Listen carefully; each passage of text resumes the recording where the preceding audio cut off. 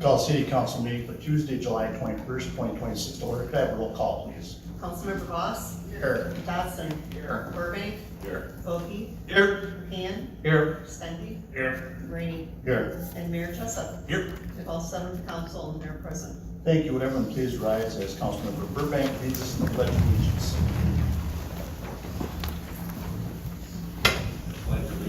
To the flag of the United States of America and to the republic for which it stands, one nation, under God, indivisible, with liberty and justice for all.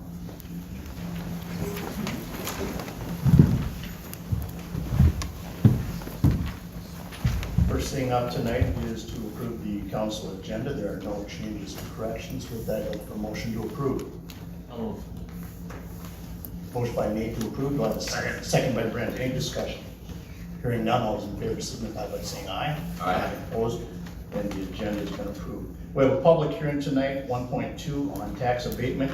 And with that, I turn it over to Assistant City Administrator Emily Thamer. Good evening. Good evening. This public hearing is related to a tax abatement related to a capital improvement project planned for River Springs Water Park. Council approved a professional services agreement with ICS for these improvements at River Springs back on June 16th. And they set the date for this public hearing on July 7th. At the public hearing, City Council will give all people who appear at the hearing an opportunity to express their views with respect to the proposal. Before we get to that, I would like to invite Dan from Ellers to come forward and provide a little bit more information regarding this project. Good evening, President Rainey, members of the City Council, Mayor Jessup, thankfully Assistant City Administrator Tuma. My name is Dan Tinter. I'm a Senior Municipal Advisor with Ellers & Associates, and as mentioned in the introductory remarks this evening, the Council is to conduct a public hearing related to the consideration of tax abatements to support the issuance of general obligation bonds to finance certain public improvements within the city, specifically improvements that are planned as mentioned for the River Springs Water Park. Just a little bit about tax abatements. They're a little bit of a misnomer. You may ask yourself, what exactly are we abating? You're not actually abating any taxes as part of the tax abatement. Actually, what you're doing as a matter of law is dedicating and pledging the parcels that are identified in the abatement under consideration this evening for the repayment of the debt related to the financing. And ultimately what will end up happening is the city will likely then modify the property tax levy to support the abatement that is considered this evening, assuming the council finds it to be in order. The thing that is mentioned is that when you call for the public hearing, you identified the amount of the abatements, and at present that is about, would total about $1.166 million to support the repayments of the bonds. And the 3 parcels are actually related to the Westlake Meadow Apartments located in town. We did work with the Community Development Department to identify those abatements. That's primarily because the city cannot actually have an abatement on a parcel that may also be included or is currently included in a tax increment financing district. So we always work closely with community development to make sure that there are no issues with the abatement really over the next 10 years or so. And since those apartments were recently constructed, we do not anticipate that the city would ever have a public subsidy for them related to any development that may happen in the future. So ultimately, if it be in order this evening, the council could open the public hearing, certainly accept comments from any interested parties that would like to comment on the financing.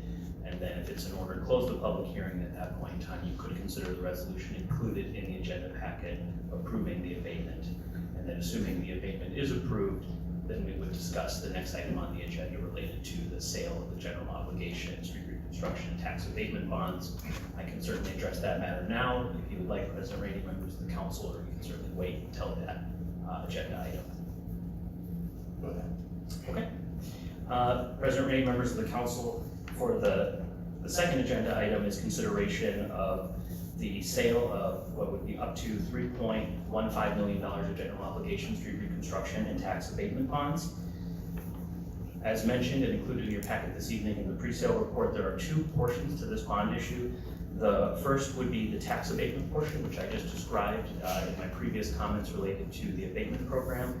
The second would be the street reconstruction portion, which would be up to about $1.515 million of bonds to support improvements that are, I believe, currently underway for Cardinal Drive and Ivy Street. This is consistent with the city's pavement management plan, and really you've had the standard practice every year of issuing street reconstruction plan bonds to support your street reconstruction projects. As you may recall, back on May 19th, the city actually considered the street reconstruction plan and completed the reverse referendum period.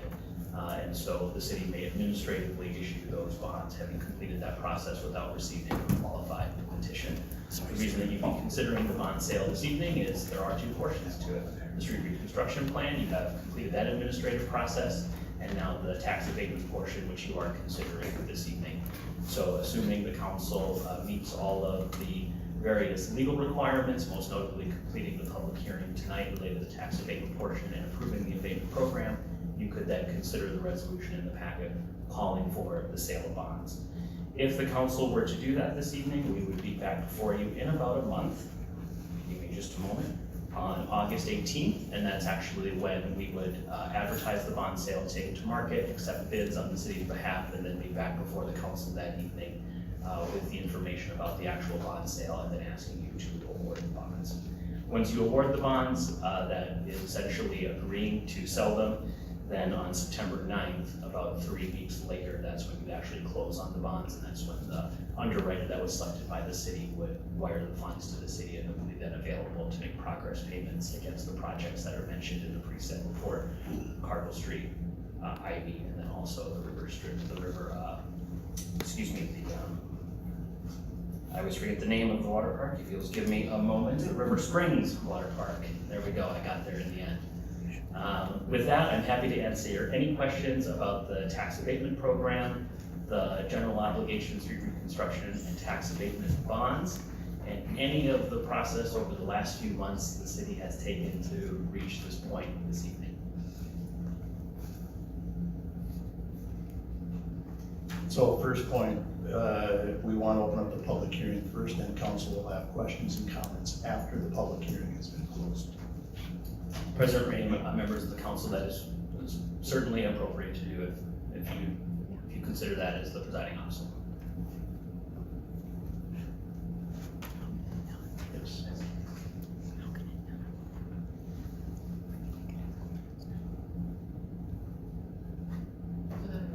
So, yeah, President Ray, members of the council, typically then you would open the public hearing. I would defer to the city attorney as to whether you would want to do that administratively or if you would need a motion of the city council to do so.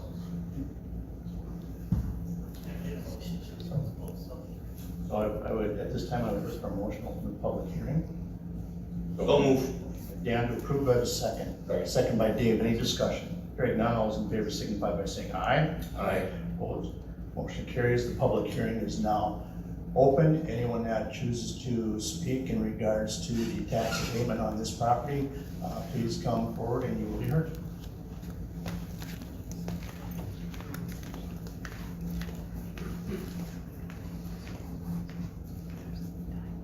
Melissa Zimmerman. Good evening. The water park is a tremendous asset to the community. 31,000 people visit it each year. In fact, my own family is currently there. As I've listened to the community, I've heard a few common themes. The first is that we can't keep building new things while neglecting what we already have. Maintenance and long-term operating costs need to be part of every decision we make. With proper maintenance, things can last a very long time.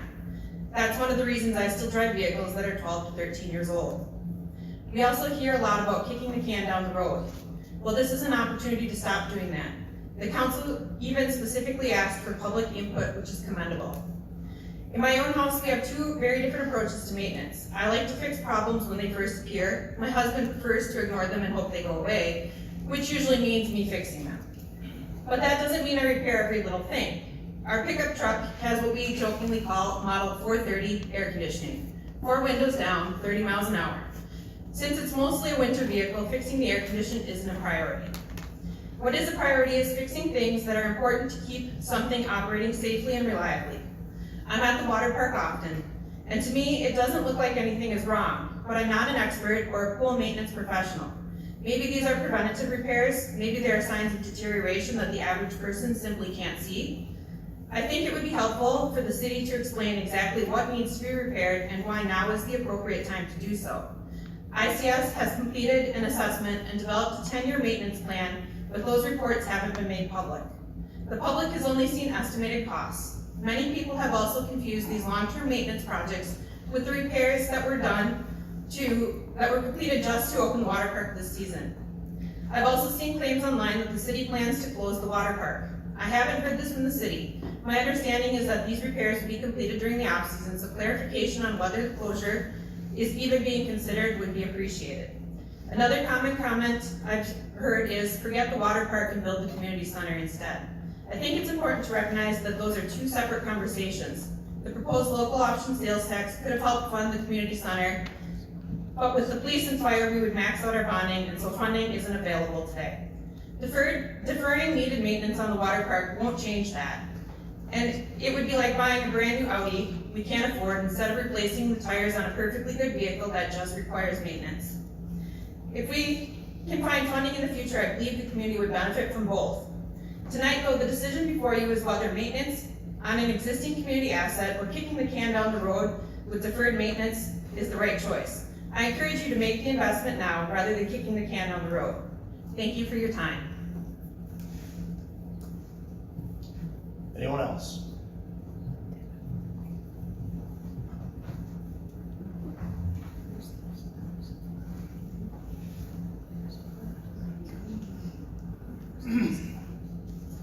Good evening, council members, Mayor Jessup, city staff. My name is Bob Watching. I've been a community member since 2003. I'm a swimmer. My first time I swam in Owatonna was in 1993 at the Owatonna Middle School when the John Marshall Rockets lost to the Owatonna High School swimming team. My love of swimming continues to this day. I swim oftentimes before work at the middle school or at the water park. And I don't know a lot of the details of our maintenance needs, and I don't know the details of the bonds, but I'll just give you my personal feelings. It's a worthwhile project, and I appreciate your support for the water park. And I want to share 3 separate perspectives. The first is as a parent. My kids, all 3 of my sons, are great swimmers. Most of their swimming and the learning they accomplished was at the River Springs Water Park. Thank you. Those kids are safer in water, they're safer around their friends, and they're good role models. Secondly, as a concerned community member, 3 weeks ago in the Star Tribune Sunday edition, I cut the article out and gave it to the head lifeguard, Miles Grimmy, said that week. They talked about the increased drowning deaths in our country recently, and they quoted the lack of access to swimming lessons and recreational swimming. It's a real issue. Since COVID, kids have been swimming less swimming lessons. We have a great facility here, and I'd encourage you to continue supporting it for the safety of our kids. That pool is very accessible. It's not expensive in my books, in my opinion, to attend. The other outdoor pool in our community is at a country club. It's about $800 a year for a summer membership. For a lot of our community members, that might not be a priority that they can afford. So I appreciate you supporting a public-owned water park. Lastly, I own a small business in town. I have 12 employees, and livability is a big issue for me when I'm recruiting and retaining staff. And this project meets the threshold for me that I think it's a worthwhile public investment. I'm not a fan of taxes. I'm not a fan of paying more property taxes. I want value in my property taxes, and I'm willing to support payments that I would make with my family, my businesses, for worthwhile projects. And I want to share my opinion. This one's worth it. Thank you. Thank you.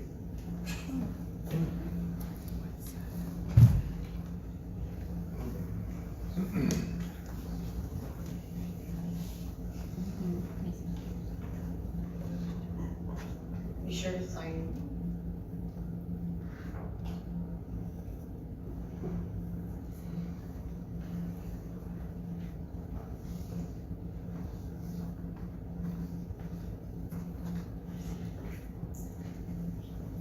I'm Pat Postoid.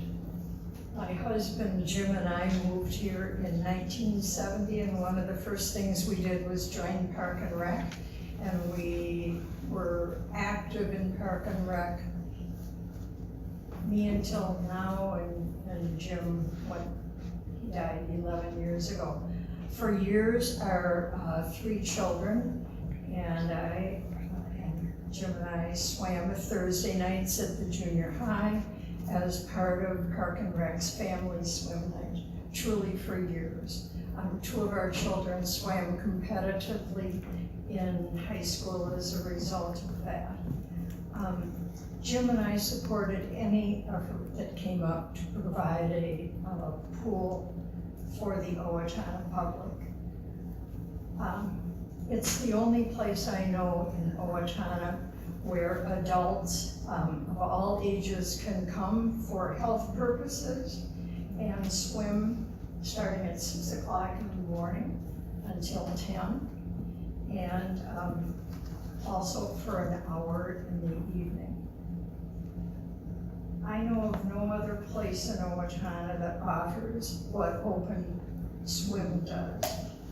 There are children and adults of all ages and shapes and sizes and religions and ethnicities who are there, and incomes who are there enjoying themselves together and one another.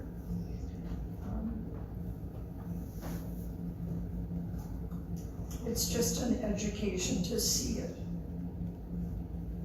I believe it is one of Owatonna's greatest assets. And I ask you to please find a way to continue it. It is so much more than just a pool. Thank you. Thank you.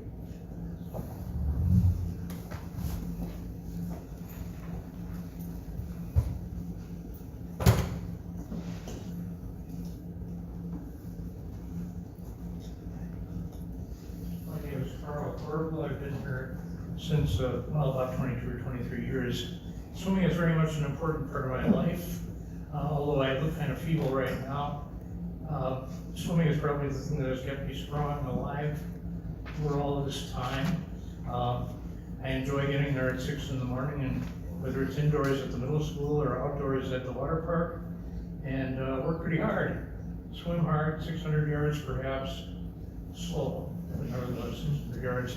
And then just walking in the pool too, walk against the current, walk with the current, can't beat it for exercise. Thank you. Be sure to sign in.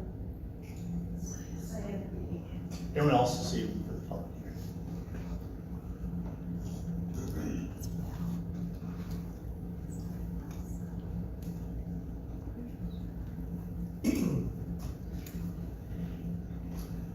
My name is Luke Watching. Thanks for having us, everyone. I just want to give a quick, vision of like a kid that grew up here. I was born in Owatonna. Water park was built when I was 5 years old, so I spent my whole life there.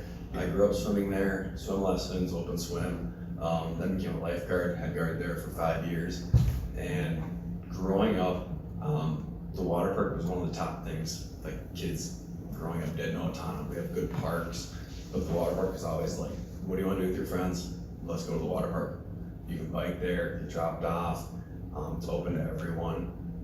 And so, just very simple, a kid growing up in Owatonna, the water park was one of the top things me and all my friends and people I knew did in the summer. So, I think it's worth to keep it here. Thank you. Thank you. Anyone else this evening?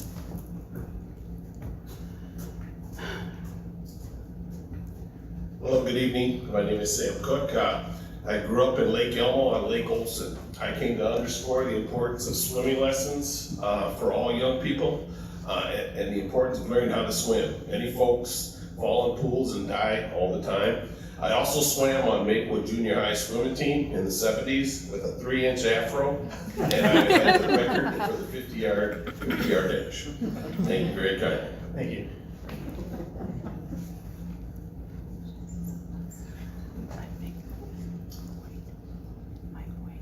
Anyone else?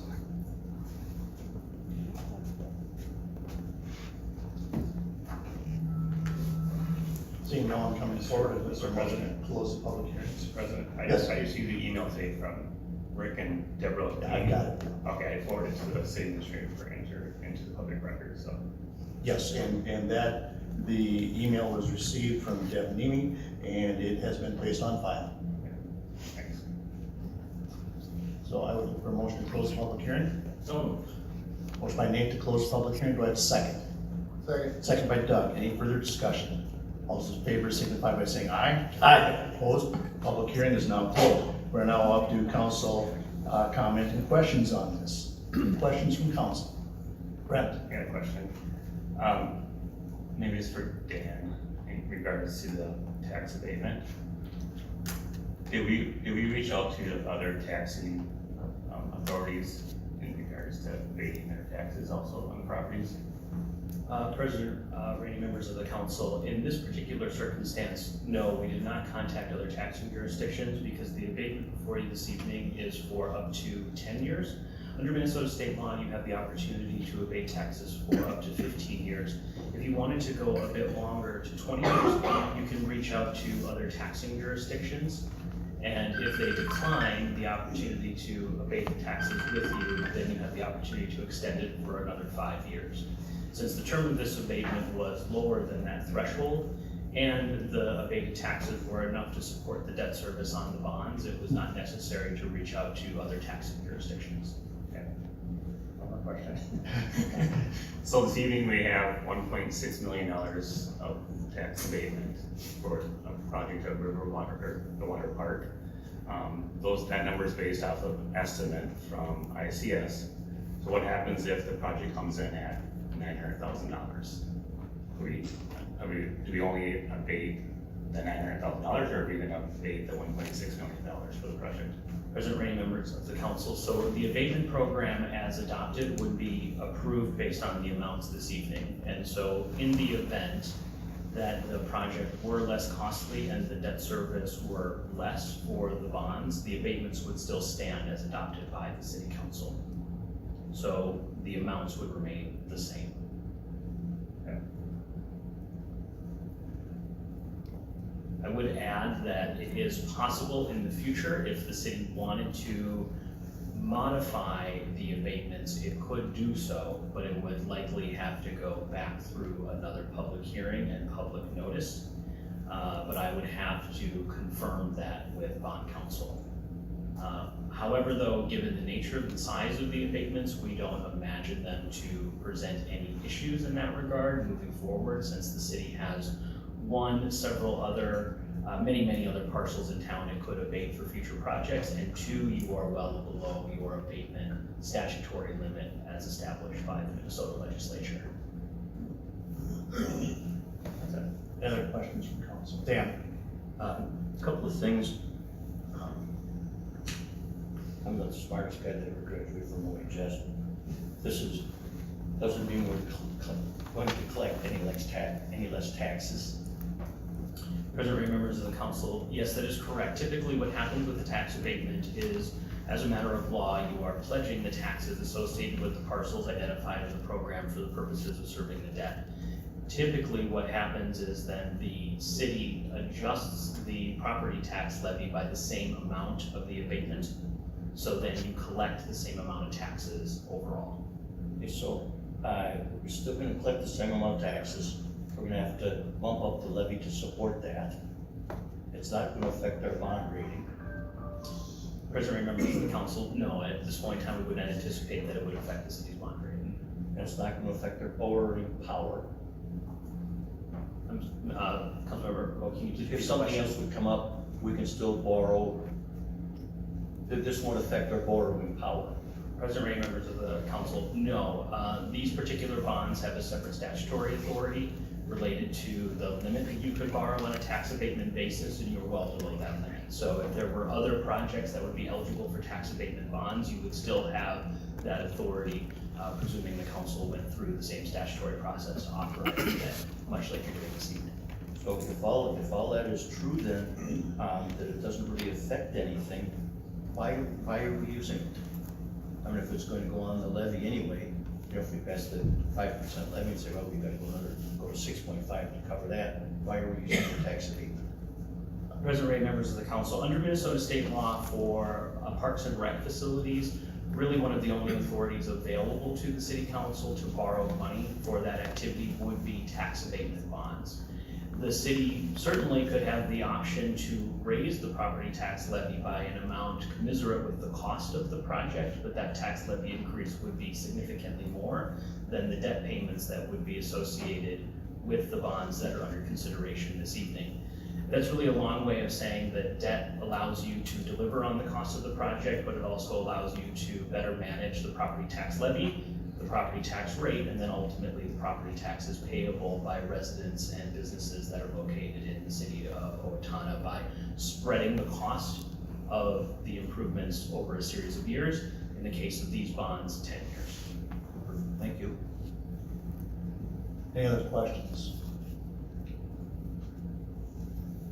Having none, we are now at the resolution point 1.2.1, 66-26, the proposed tax abatement. Emily, do you have anything more to add?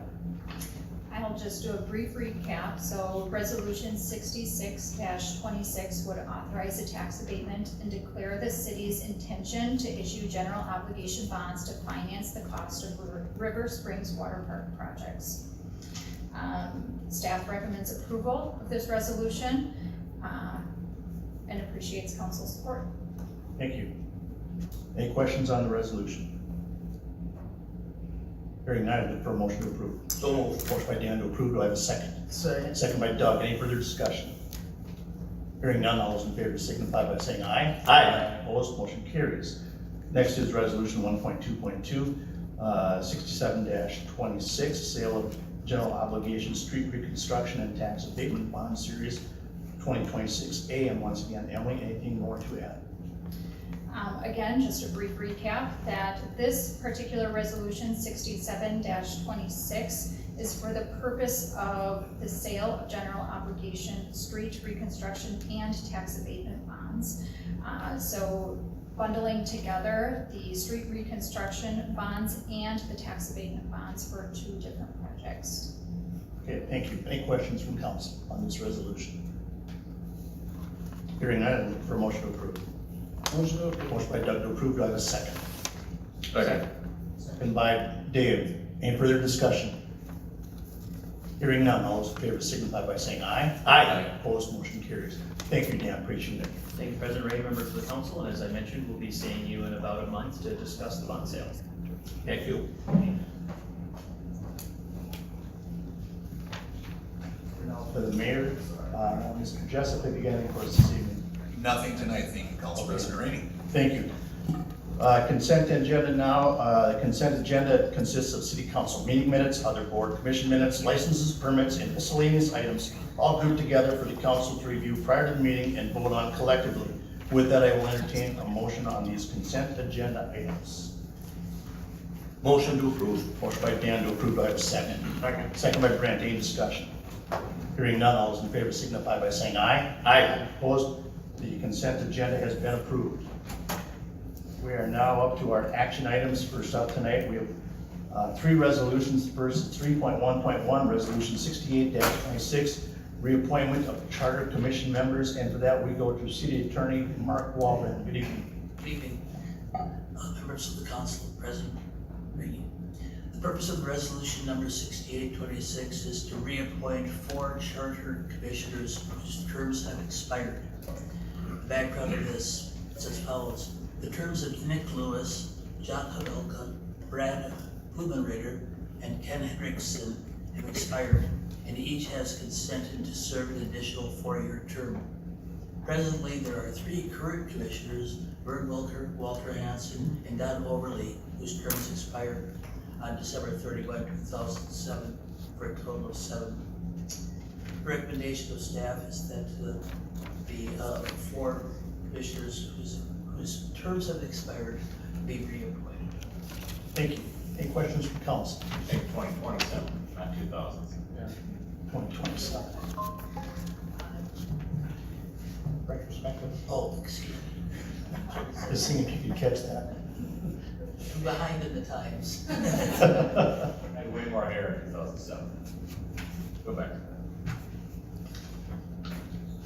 Make a motion to approve. Motion by Nate to approve. Do I have a second? Second. Second by Dan. Any further discussion? Hearing none, all those in favor signify by saying aye. Aye. Opposed? Motion carries.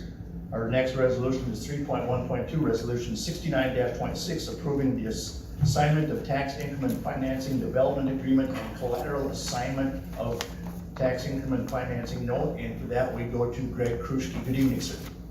Good evening, Council President Rainey, members of Council, Mayor Jessup. The original Ascend project downtown along the river is now completed.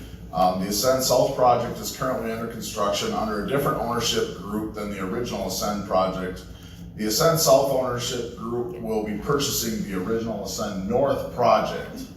And the legal, in order to do that, the legal documents need to make some changes. With that, the collateral assignment and subordination of the development agreement, as well as the TIF note and the assignment and assumption of the development agreements are 2 documents that need to be signed by the city. The documents transfer the responsibilities and guarantees of the project to the new ownership group and its lender. These documents have been prepared by Taft Law, the city's development attorney who we worked with originally, as well as working with the developer's attorney to create these documents. With that, there is no budget impact to the city. The original agreement is still in place, it'll just be with different ownership. Legal costs associated with this transfer will be paid for by the new owner. Staff is recommending approval of the proposed resolution, which approves the collateral assignment and subordination of the development agreement and TIF note, as well as assignment and assumption of the development agreement to the new ownership group. That'll turn it over to the council. Thank you. Any questions for Greg on this? Hearing none, I look for a motion to approve. So moved. Motion by Nate to approve. Do I have a second? Second. Second by Dave. Any further discussion? Hearing none, all those in favor signify by saying aye. Aye. Opposed, motion carries. Our next resolution, 3.1.3, Resolution 70-26, amend land development agreement, Red Line Addition, and once again, Greg Kruschke. Council President Rainey, members of the council, Mayor Jessup, as part of the original Ascend project, guarantees were provided by the developer within a land development agreement, similar as required with all of our subdivisions. One of those guarantees was that Vine Street was to be reconstructed with a trail on the south side of the street from Oak Avenue to the river. That trail was to be completed by July 31st, 2026. It was anticipated that there would be a second phase at that time and the trail could be completed by that date. The second phase was approved and the project began earlier this year. However, the developer feels that it's more conducive to do the trail on Vine Street towards the end of the project, which will be next summer. Therefore, the developer is requesting to move the completion date to August 1st, 2027. Staff does feel we would end up with a better product in the end if we did this. There is no budget impact with this change, just that the trail will be delayed a year, which will allow for the construction to be completed on that project as well. With that, staff is recommending approval of this resolution for a change to the amendment of the land development agreement for Red Line Edition. Thank you. Any questions for Greg? Hearing none, look for a motion to approve. Motion to approve. Motion by Doug to approve. Do I have a second? Second. Second by Dan. Any further discussion? Hearing none, all those in favor signify by saying aye. Aye. Opposed? Motion carries. Thanks, Greg. We have one miscellaneous item tonight, 3.2.1, 2026 Street Utility Project Order, change number 1. And for that, we go to Public Works Director Sean Murphy. Good evening. Good evening, Mayor and Council. Requesting your approval of change order 1 for our 2026 street and utility project. Our 2026 street and utility project is reconstruction of Cardinal Drive Southeast and ID Street Southeast. In working with our contractor Hazelton Construction and their supplier of RC pipe and manhole structures, we noted that we had some tight tolerances within our originally designed plans to use our regular RCP pipe. When working with the precast supplier, working through shop submittals, it was determined that structure heights needed to be reduced in order to be outside of our paving section. The standard RCP caused constructability issues, both with that paving section and curb. In order to remove the constructability issues and eliminate some standard paving sections, we switched to arch RCP storm sewer, and that pipe provides equivalent conveyance capacity in just a smaller section. The original contract price was $2,623,273.94. Change order 1 is an increase of $34,098.30, which will all be paid for using our stormwater utility funds. The contract total is now $2,657,372.24. Staff recommends approval. Thank you. Any questions for Sean? Hearing none, look for a motion to approve. So move. Motion by Dan to approve. Do I have a second? Second. Second by Nate. Any further discussion? Hearing none, all those in favor signify by saying aye. Aye. Opposed? Motion carries. Thank you, Sean. We're now up to staff report, and tonight we go back to Greg Kruschke for an update on the downtown area. Can we go ahead? Sure, please, John. I'll let Jackson do it.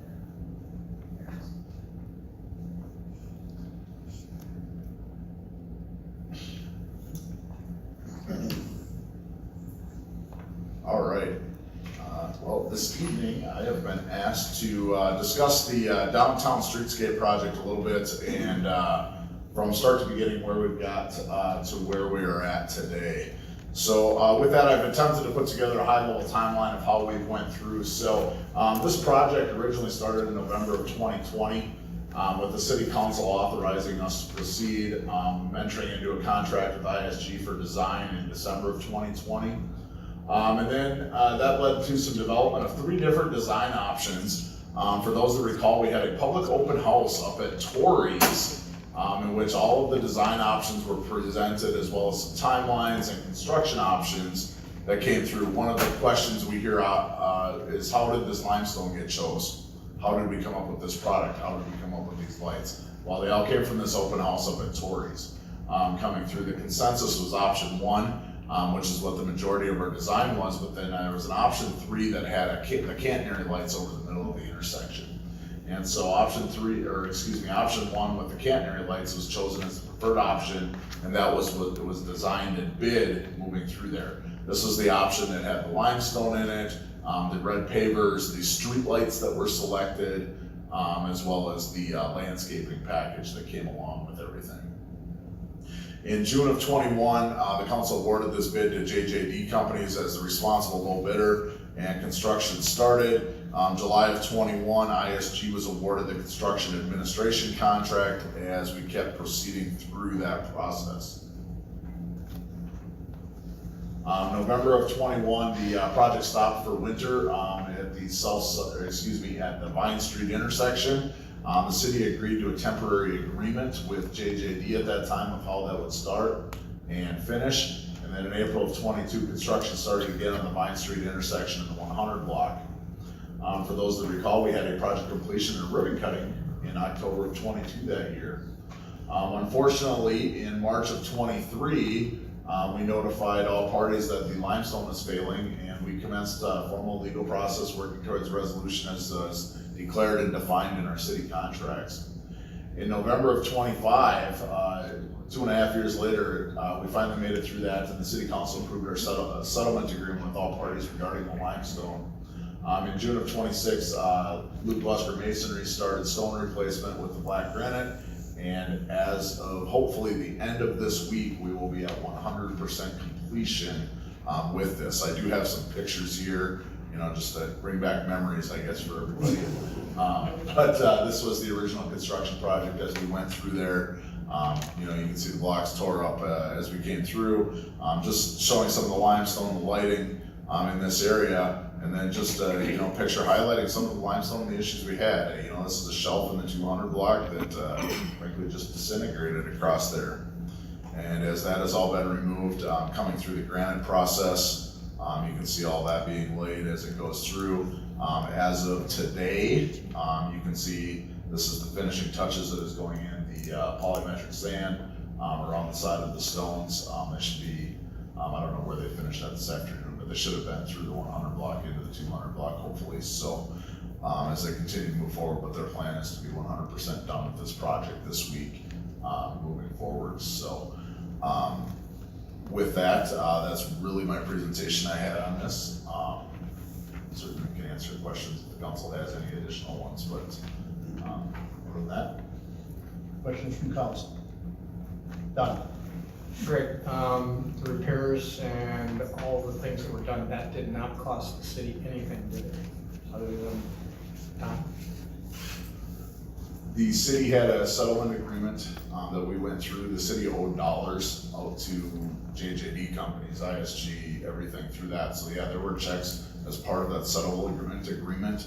The city did pay for some betterment on the granite, but it was all negotiated through that agreement as it went through. But in short, we came out less than where we probably would have if we had to pay and settle up all of those contracts. Okay, thank you. Any other questions, Don? Doug? Oh. You always have two questions. Yeah, I didn't think of it. The polymetric sand, is that the right term, polymetric? Is that turns into almost like concrete, is that accurate? Yeah, it's got some residue that ties in with it. It's the stuff that turns really hard, weed preventer, fills the gaps. Okay. That's what you do around paving and stone usually, is you fill in those gaps. So we've been trying to tighten that up. Thank you. Any other questions? Yeah.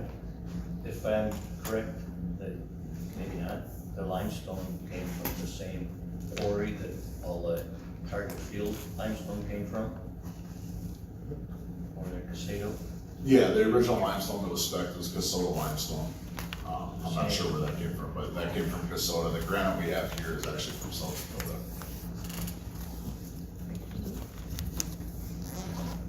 Mr. Mayor? I will vouch that they did get through to a 200 block today. And seeing the guys working late in those new pavers, loved it, made my day. And this does look fantastic. I went out at the end of my work day to take a look at what they had done, and it looks fabulous. So those guys did a really, really good top-notch job. And my comment is, at least 12 years ago, the council that was in place then put a very high priority on revitalization of the downtown business district. The renovation of the Cedar Avenue project It was not cheap. It was disappointing that the limestone didn't work, but I think that the end result of the granite really looks well. I just got back from vacation and saw a lot of downtowns that are not vibrant, and I think we're pretty fortunate in this town with what we've done and continue to seek out opportunities in our downtown business district. Any other comments? Thank you, Craig. We're now up to public comment. Please limit your comments to 3 minutes. Please approach the microphone, sign in, and state your name and address for the record after being acknowledged by the council president. Speakers will be limited to 3 minutes to deliver their comments. Council Vice President Boss will be timing and hold up one hand after 2 minutes 45 seconds to notify the speaker. They have 15 seconds to complete their comment. Those speaking are asked to conduct themselves in a respectful manner as they deliver their comments. Audience members are asked to refrain from reacting to comments. The City Council will not respond directly to comments in this venue or take immediate action in response to them. With that, I will open up the public comment portion of the meeting.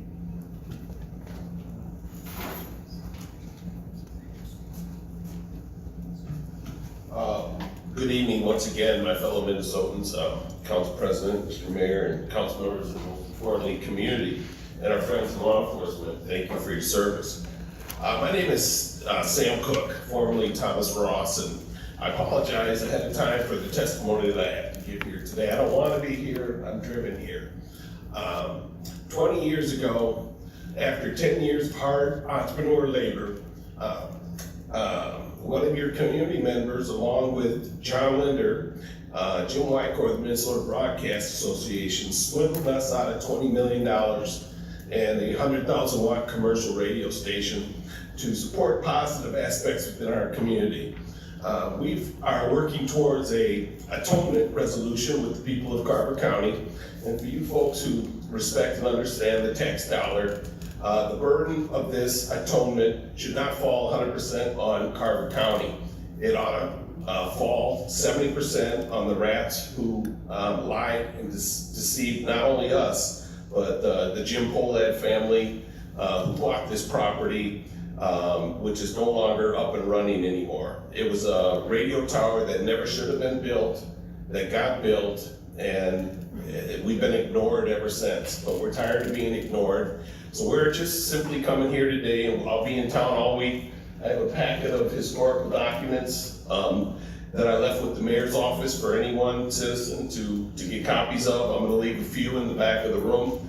But for anyone who knows Lynn and Matt Kettleson of Radio Mankato and Little Farm Network, human to human, it's time that someone gives them a call and encourage them to do the right thing by us. There's still time for us to do positive things in our community, but we need to put this long-standing political issue to rest. The legal realm came and went, and so now we're just trying to deal with the moral and ethical aspects of this unfortunate, long-standing Minnesota communication struggle. I'll be around if anybody has any questions. Thank you for your time. Love your city. I hope over the next 10 days, people will respect the work that we did and hold ourselves accountable, because only Americans can hold Americans accountable. Sam Cook, 310 East 38th Street, South Minneapolis. Thank you. All right, sorry.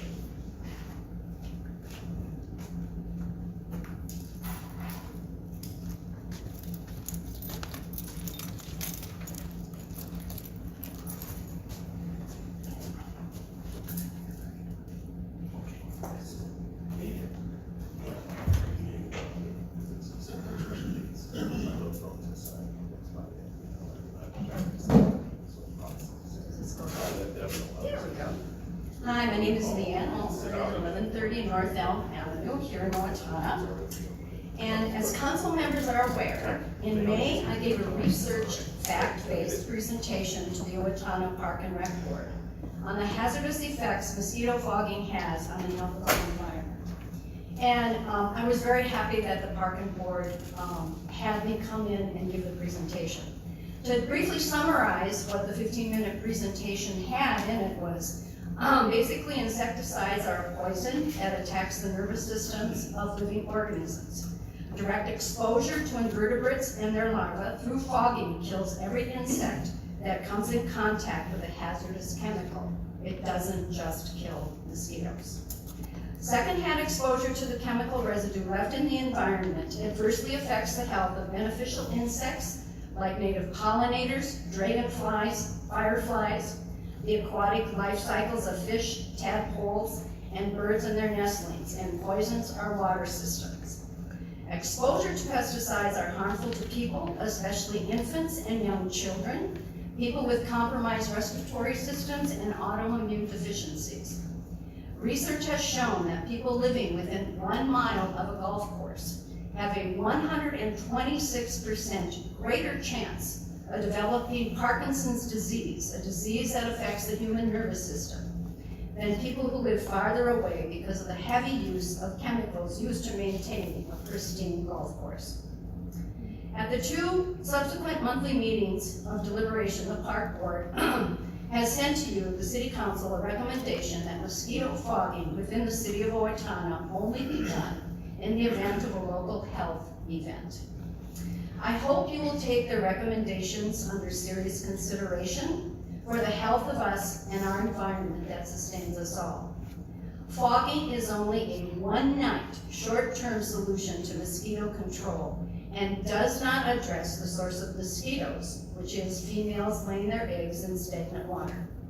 I know the city and I commend the city because they already use BTI dunks, a natural occurring bacterium that kills mosquito larvae and is safe for other organisms.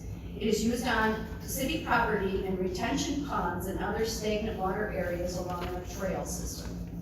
I strongly suggest that the city also engage neighborhoods with private retention ponds to help them use BTI dumps in their ponds, and also to provide education to city residents on how they can best protect themselves from mosquitoes. I know they're nasty, they are a fact of life in Minnesota. I personally recommend citizens add a bucket of doom to their properties. I don't have time to tell you what that bucket of doom is, but it's worked very well on my lake Thank property. you.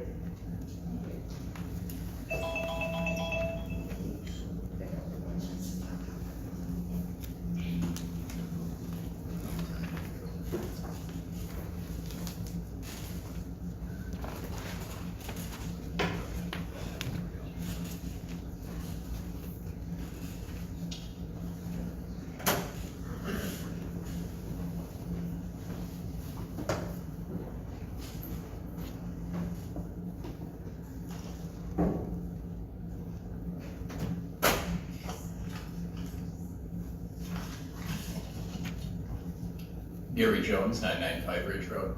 Good evening, Gary. Thank you. After 60 of these, I can't imagine how sick you are of me, but I think I finally have a good one. Last year, I noticed that after some discussion on the archery stand at Maple Creek Park, that Park and Rec placed the orange archery hunt warning signs along the border of Maple Creek Park facing Forest Hill Cemetery.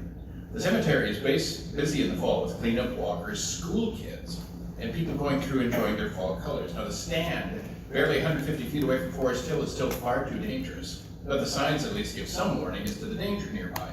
Now, I volunteer some time at Forest Hill uncovering ground markers, since I might be there, sometime soon myself, in front of headstones, and I'm constantly surprised at the amount of foot traffic through Forest Hill by walkers and many school kids taking shortcuts through the cemetery before and after school, exactly when the hunter is there. Now, there are walkers and bikes. The orange signs are a good start, but they don't keep people safe. When you have multiple sclerosis, you get pretty good at figuring out how far the bathroom is from where you are sitting. Now, I looked at the city GIS website, and I measured the distance from the men's bathroom by the council chambers to the parking spots behind where you are sitting, and the closest one is 147 feet away. That's about how close the archery stand is to the tarred paths where walkers, mourners, and school kids go through in Forest Hill. That is too close. Now, the issue has an obvious answer, and I'd like to keep everybody safe. Have only second season hunting in Maple Creek, and here's why. Just like you do in Mineral Springs. Talk about easy. The cemetery closes and is gated at the end of the first season archery hunt. Your car traffic is gone, your bike and foot traffic from school kids will be gone, along with the liability as the cemetery is closed. As it is closed and locked November 15th at the start of the second season, the city's liability for accidental arrow injury is zero because there's no hunter first season and little or no foot traffic second season. It makes so much sense. TW ended the first season of Mineral Springs to give the disc golfers back some beautiful fall weather where they could enjoy their course and not worry about hunting activity. He also removed the south stand from the hunted Mineral Springs last year due to it being right next door to a house and garage in Oakview and in the middle of several holes in the disc golf course. Those were two quick, easy things that you did that worked to help keep park goers and homeowners safe. Please limit Maple Creek hunt to second season only. No foot traffic, no school kids walking or riding through, no cemetery cleanup activity, no mowers or John Deere runabouts making noise over by the hunter or dumping brush in the pile over by his stand when doing fall cleanup.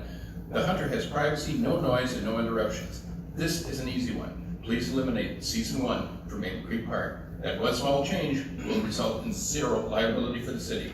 I have presented a lot of ideas over the last 60 meetings. Please vote on this one. Thank you. Anyone else this evening?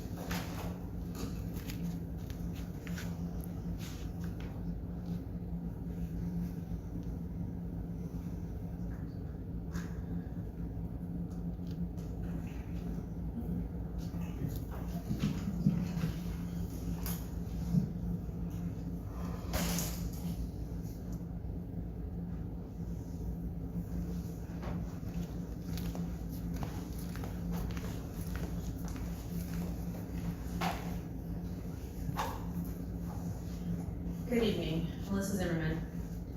On June 16th, the public learned of a budget meeting held the previous day that had not been properly noticed. The city administrator issued a formal apology and provided information about what had occurred to those who raised concerns. However, within the first few minutes of that recording, city officials referenced another meeting on March 19th where decisions had been made. That meeting also was not noticed in the same manner. The city later processed my concerns as a data request, but no similar acknowledgement or apology was provided. This is now the 5th documented concern involving open meeting law compliance. But my bigger concern is what happened afterward. Following the June 16th meeting, several comments were made that I believe were inappropriate. For the record, I have never sued the city of Owatonna, yet I was told, call your attorneys and sue us again. I have never wanted to be in court. Litigation is a last resort when all other avenues have failed. Another comment was that residents should not return to city council meetings. That should never happen. Since that meeting, I've noticed that many of the residents who were present for those comments have not returned to city council meetings. Public meetings belong to the public. Every resident has the right to attend and participate within the established rules, and attendance should not be discouraged. At a minimum, I believe the public deserves an apology for those remarks. For the past 4 years, I have attended meeting after meeting, not because I wanted to be involved in politics, but because I wanted to understand decisions affecting my community and to help others participate in local government. It is disappointing to hear messages that make residents feel unwelcome and the consequences that follow. We will not always agree, and that's okay. Healthy disagreement is a part of good government. But the open meeting law and data practices exist to ensure transparency and accountability. When meetings aren't properly noticed and public information isn't readily available, public trust suffers. Finding violations is not the goal. It isn't about gotcha moments, it's about understanding how decisions were made and ensuring government remains open to the people it serves. Because of these concerns, I again encourage the city to require Department of Administration approved training on open meeting law and Minnesota government data practices for elected officials and applicable staff upon taking office, hire, or promotion, with regular refresher trainings at least twice each year. I also encourage annual training on ethics, civility, and fundamentals of local government. If Owatonna is going to move forward successfully, we must work together. That starts with following the law, treating one another with respect, and recognizing that engaged residents are an asset, not an obstacle. Residents are not the opposition. We are your partners in good government. Thank you. Thank you. Anyone else this evening? Seeing no one coming forward, we will close the public comment part of the meeting. We are now up to council questions, comments. First up tonight is Councilmember Voss. Nothing to that? Councilmember Dodson. One question for staff. How are we doing on eliminating the special assessment? Can we get anywhere on that? Still working on it.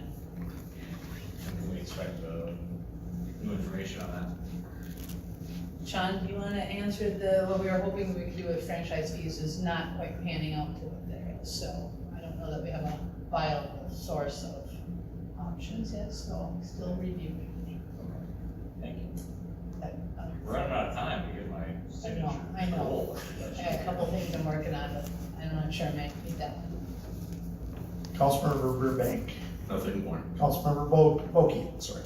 Nothing in. Councilmember McCann. Nothing. Councilmember Spenby. Nothing. Mayor Jessup. I'll talk.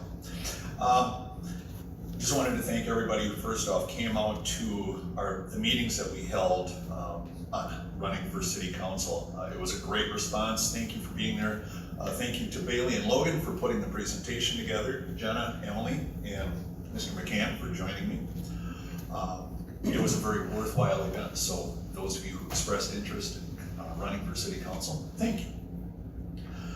Since our last meeting, we had a great Pride in the Park event, so thank you to everybody who was there. Thank you to Chief Mundale and his officers that responded and were present and were just fabulous on site. That's it for tonight. Thank you. City Administrator Tuma. Yeah, thank you, Council President Rainey. Just to add on to the Mayor Matt, we also had the ribbon cutting on that busy Saturday, and we had a really good one at wastewater treatment plant.